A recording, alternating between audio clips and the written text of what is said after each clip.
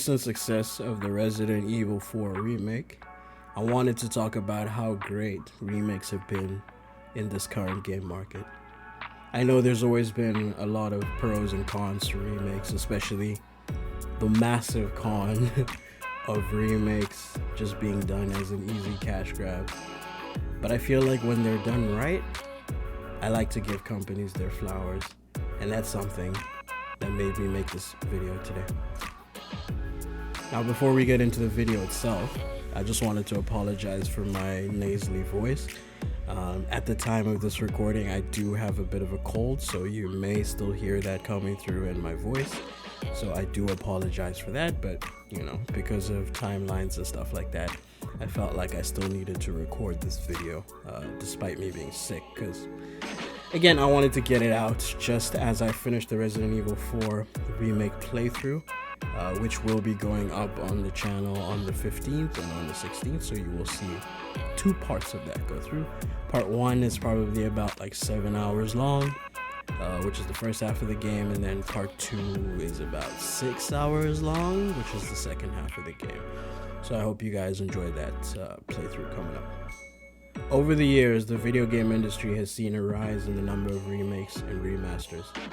Some gamers may argue that this trend is nothing but a cash grab by game developers, while others believe that remakes and remasters can be a good thing.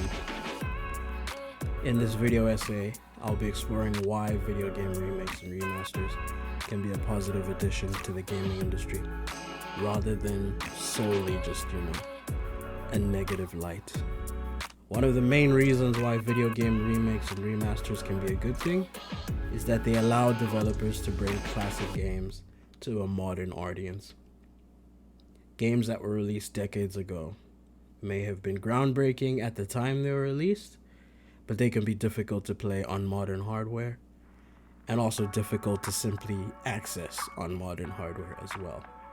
So I feel like remakes and remasters update these classics with modern graphics, modern gameplay mechanics, making them more accessible to a new generation of gamers.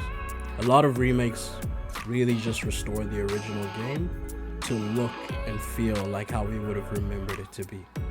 So being able to see the difference in the remakes of these games is pretty great. As someone who may have played a previous game that's been remade, I feel like it'll fuel that nostalgia even more, while also bringing up the experience to modern standards, especially like we saw with the Mafia remake. And I'm pretty sure if I had to deal with the old Resident Evil camera angles, I would lose my mind right now. Speaking of Resident Evil 4, if they maintained the original camera angles. So again, I myself am very glad for remakes. It just restores that memory while bringing it up to speed to current day controls and gameplay mechanics. Now, the success of the Resident Evil 4 remake is a perfect example of how a remake can breathe new life into a classic game. The original Resident Evil 4 was released in 2005, and while it was considered a masterpiece at that time, it can be difficult to play on modern consoles. The Resident Evil 4 remake, however, takes the original game and updates it with modern graphics and gameplay mechanics, making it more accessible and enjoyable for new and old fans alike. Especially now, we've seen a lot of people who never got to play the original game actually started coming into either the Resident Evil franchise as a whole, or just coming into the Resident Evil 4 experience for the very first time. Another reason why video game remakes and remasters can be a good thing is that they can help preserve gaming history. As technology evolves, old hardware and software becomes obsolete, and classic games can be lost forever. Remakes and remasters allow developers to keep these games alive by updating them for modern hardware and software. This not only ensures that these games are available to new generations of gamers, but also ensures that they're preserved for future generations to enjoy. And again, this is an example of someone who doesn't use, PlayStation Plus, the highest tiers, which got sort of integrated with PS Now, where you're able to access some older games. I tend to just play what I have like physical CDs of. And so remakes again offer that pathway to be able to, to experience an old game without necessarily having to go back to the original. For example, if a game is not available on PlayStation Plus or Xbox Game Pass or whatever, like, from a PlayStation 1 or PlayStation 2 game, then you'll be able to experience it on this remaster or remake without having to try dig up an old CD, figure out if your PlayStation 2 is still working, or, fight with internet connections. For example, if you're gonna stream an old game, those kind of things, it kind of eliminates that because it'll just bring that game, to the newer generation. Makes it easily available. It may make changes for better or for worse, but at least it's gonna be accessible to everyone. Old gamers, new gamers alike. Now I know there are some gamers who claim something will never be as good as the original. But as someone who missed some of the games the first time around, I'm grateful for remakes and remasters. I genuinely feel like they're a great addition to the current games being released, as they allow, likewise, some people who missed the games, whether you weren't able to access them because of the time, like I was probably too young to play a game, or I couldn't afford a game at that time, all sorts of different reasons. They just basically allow gamers to be able to access them, go back and enjoy them in a better, more updated state.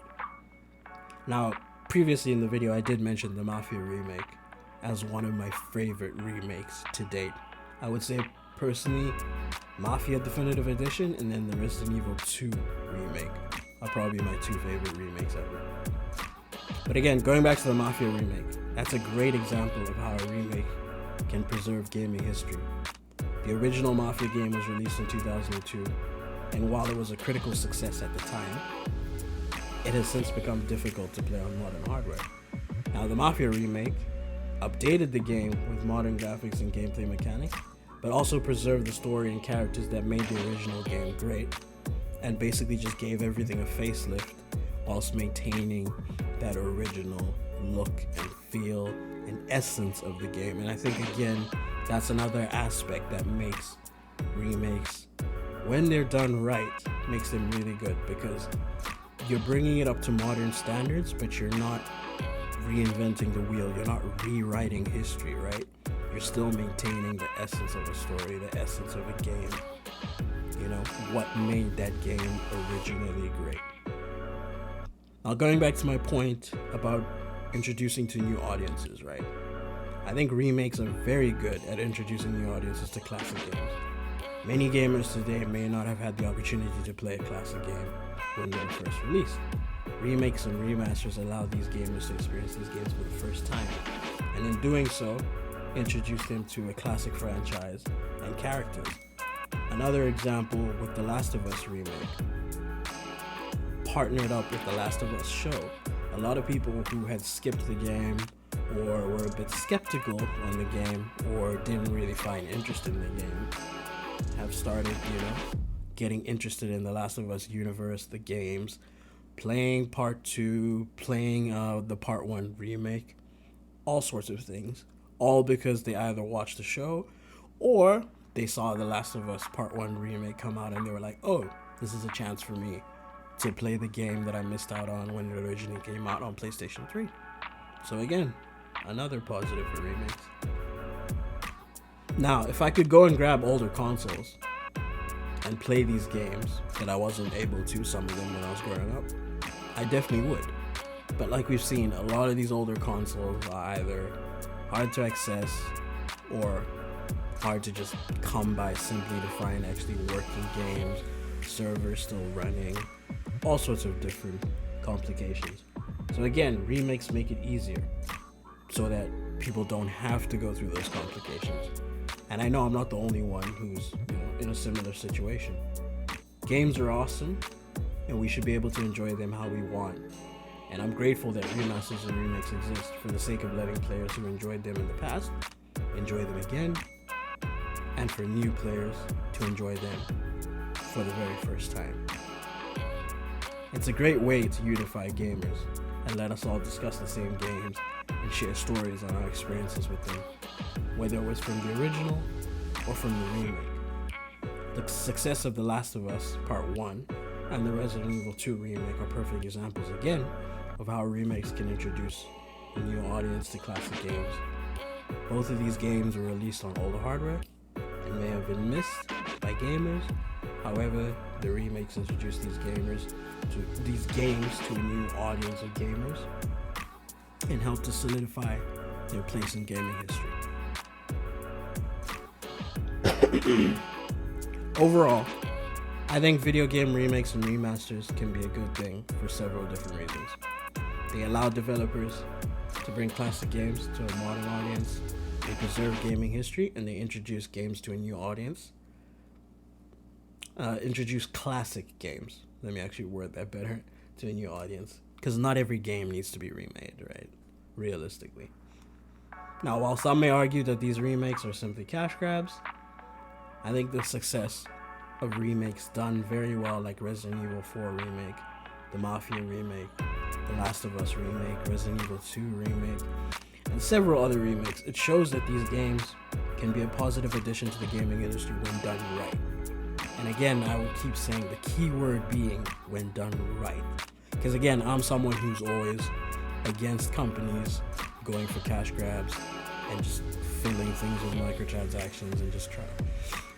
If we take a recent chaotic remake, we can take the GTA trilogy where Rockstar just sort of outsourced that to a smaller indie developer, and that developer had already botched the trilogy release on mobile for Rockstar. So why Rockstar went to them again to now handle the actual release on modern consoles, I don't know.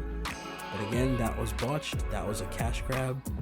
Rockstar sort of had to then go back and fix everything and redo everything after release.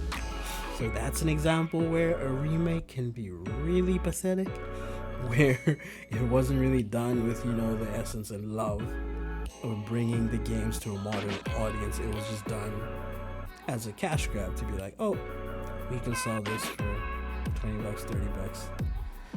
Half bake it, people won't really notice, people won't really care, nostalgia will drive sales, that kind of thing. So there is a big asterisk when it comes to remakes and remasters. But like I've said, there are plenty of examples of remakes and remasters that were done right. If studios continue to actually put their passion and their blood, sweat, and tears into these remakes to be able to modernize the game while preserving the essence of what made the original great, I think it's a positive addition to the games industry. Now, to end this video, if you could have any game be remastered or remade, what would you pick? Let me know in the comments below. As always, stay safe, stay healthy, stay dangerous, stay blessed, and peace out. A lot more video essays and stuff, but in the meantime, right now, my monitor, because I'm used to my camera being on my monitor, but I moved the camera. Stop right there! Okay. We're not. This is your fault. This is nobody's fault, Henry. If you're really into some nature shit, on weekends you can always